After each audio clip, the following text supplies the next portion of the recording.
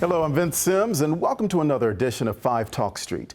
All right, in 2020, it's been estimated that 1.8 million new cancer cases will be diagnosed, and there will be over 600,000 cancer deaths in the United States.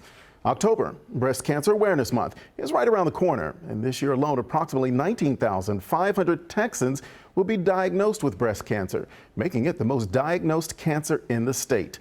Now, the American Cancer Society is on a mission to free the world of cancer, and we're honored to have Jeff Feilis with us today. He's the Executive Vice President for the American Cancer Society. Jeff, thanks for being with us. Well, Vince, thank you for having me. It's a pleasure to be here. Thank you very much. We know the American Cancer Society. We know that name, but just give us a little brief introduction to what that is. Well, we've been fighting cancer for 107 years, and every year we make progress.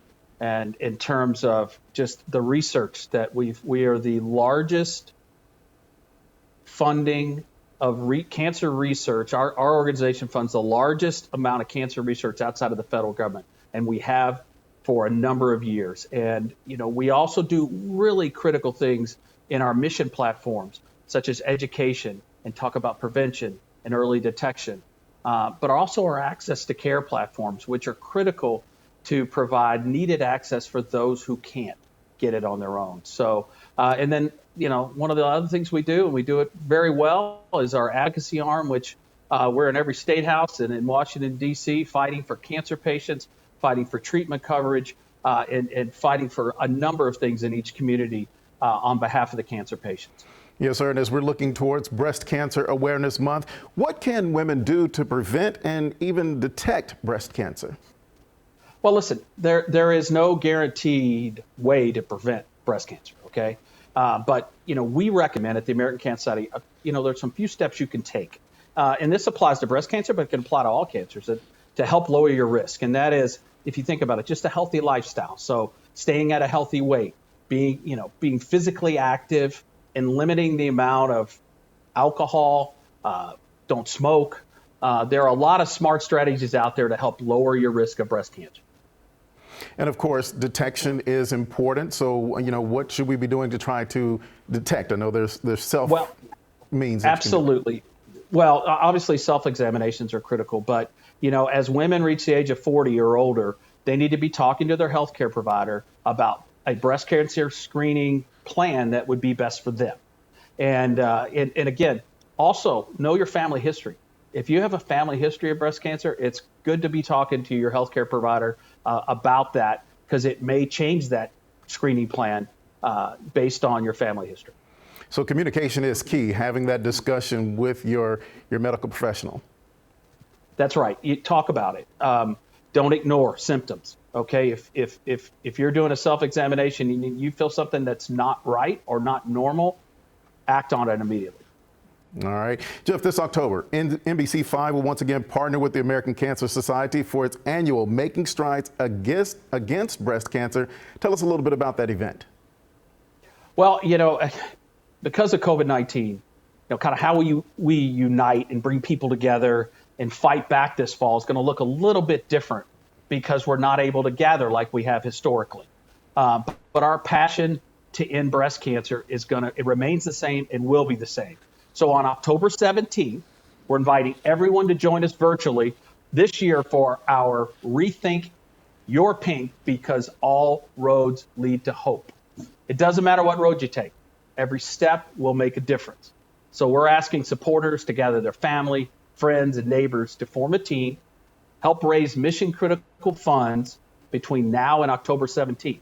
Then in October, these teams can walk in a COVID-safe environment, whether it be in their neighborhood or a park, but we're also offering T-shirts and supporter tribute signs, as well as yard signs for individuals to help celebrate with us virtually. So T-shirts are available starting at $25. Supporter tributes are going to be at $10, and the yard signs are available for $100. And they'll be, toward the end of this program, you'll see the websites where you can order those. All right. So instead of having one large pink gathering for the walk, we're hoping to see pink all over the communities this time around, huh? Absolutely. Like I said, the COVID has changed a lot, and these strides walks are meaningful. And when people can gather, they're emotional. It's a chance for us to celebrate survivorship. It's a chance for us to remember those we lost. And, it's certainly something that we want to try to replicate, but in more of a virtual world this year. But we want to bring everybody together and really create the power and the impact, and more so raise those mission critical funds for us to continue to fight breast cancer. And Jeff, I know this is something that's personal to you. You've lost a loved one from breast cancer? I have. I lost my mother, who lost her battle to metastatic breast cancer. It'll be 22 years on September 12th. And she was a warrior, I got to tell you. Long before her battle with cancer, she was a point guard on the Deer Park High School basketball team. She was an avid golfer. And more so than that, she was the best, probably the greatest ambassador to the state of Texas that the state of Kentucky ever saw. She moved up there when I was about 3 years old, and anybody that came up to her, she told them she was just visiting, and did so for 40 years. But I will tell you something that has stayed with me, and that's her fight. She battled, but she looked me in the eye and promised me she was going to dance at my wedding, and she was going to hold her first grandchild. And she did both. Unfortunately, we lost her about 9 months later, but her fight and her battle is what fuels me in this endeavor, and it fuels our fight each day. But I also fight for my wife and my daughter, and for friends and family and all of those that are impacted by this, because it is something that, while we make progress every year, it's still here, and we've got to continue the battle. Well, Jeff, we as men, we wouldn't be here without a lady in our lives. So there's a way for men to help out, to fight for their mothers or their daughters or their sisters. The Real Men Wear Pink campaign. Let's talk about that and how we get involved. Absolutely. It's a great way for men to be involved in this. And what Real Men Wear Pink is a group of distinguished community leaders that want to help raise awareness and, more critically, raise funds for breast cancer in support of the women in their lives. And this year, I got to tell you, we're really excited because we're gonna welcome some outstanding community members to the Real Men Wear Pink program, and they include NBC5's very own David Finfrock, who has kindly agreed to be our honorary chair this year. We've also got Alan Evans, who's the husband of Kelly Raspberry from the Kid Craddock Morning Show, Eric Myers, who is the president of BELO, and Grant Moyes, who is the president and publisher of the Dallas Morning News. So, and these men, along with many others, are going to wear pink all month long, okay? And they're going to aim to raise funds to help us fight for those breast cancer, those against breast. We're going to fight for those we love. We're going to fight for those who have been diagnosed, and fight of mothers, daughters, sisters, and loved ones.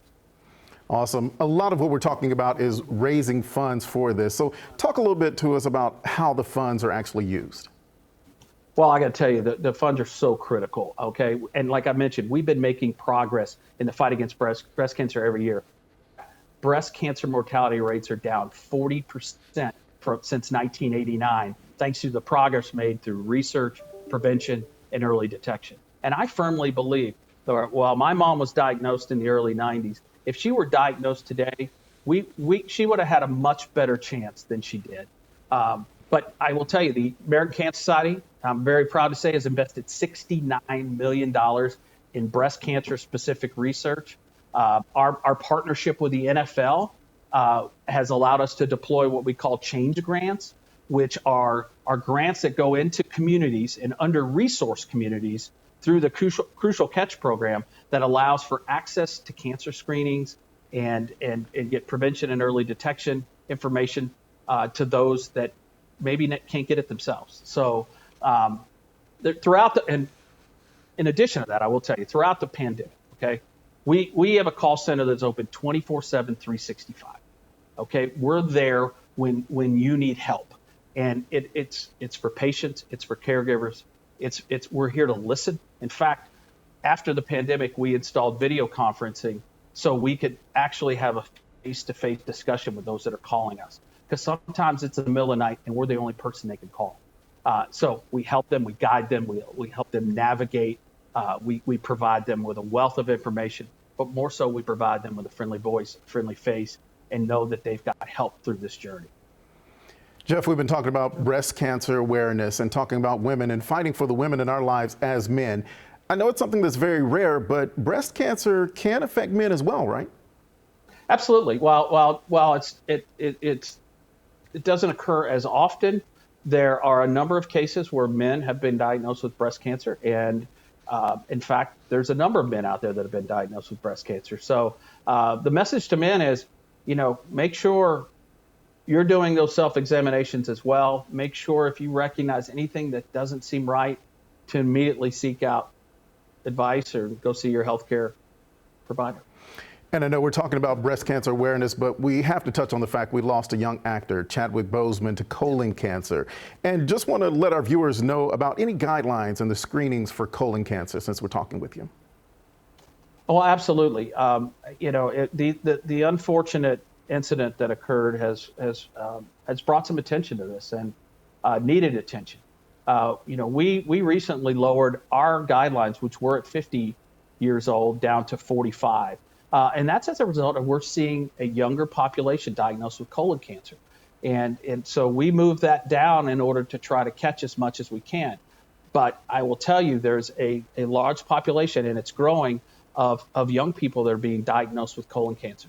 And really what we're asking folks to do is pay attention to anything that's not normal, whether in your daily life, if you have any blood in your stool, or if you have nausea or any kind of bloating. And the first thing too is go see your healthcare provider. Don't ignore it. Next is family history. I mentioned it earlier for those battling breast cancer. If you have a family history, talk to your healthcare provider. There's ways, and there should be ways for you to get screened earlier based on that. And if you don't know your family history, do the research. Try to find out as much as you can, because it is really critical to know that and to get the proper screenings done at the proper time, because colon cancer, for the most cases, can be prevented if it's detected early enough. Yes, sir. Jeff Faylis, thank you so much for your time today with us and sharing so much information on this very important topic. Thank you. Well, Vince, thank you. I appreciate you having us on, but also, this is important, and we need the help of the community. We need the support in the community, so we can continue to fund the breakthrough research that we're doing and the access to care programs that allow to get folks to treatment, or those that need to get screenings. So your contributions, your support of our work will be greatly appreciated. So thank you for having us on. Yes, sir. And we want to let you watching know, if you would like to register for Making Strides Against Breast Cancer's 5K Walk Your Way, visit makingstrideswalk.org/North Texas. 5 Talk Street will be right back. Don't go away.